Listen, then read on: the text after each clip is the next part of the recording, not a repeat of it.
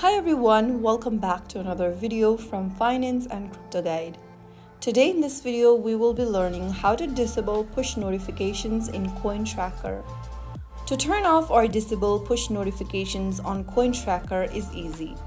First, launch the CoinTracker app on your mobile device and then from the home page, tap on the gear icon located at the bottom right.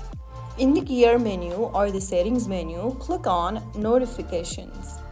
Now you will be able to see these several notification options. Just toggle off the ones you don't want to receive the notification for. You can also toggle off all the buttons there in order to stop notifications from the app. Right after you do that, you will be able to turn off notification settings. CoinTracker will no longer send you push notifications. You can always re-enable them anytime by following the same steps. If you found the video helpful, don't forget to like, share, and subscribe to the channel.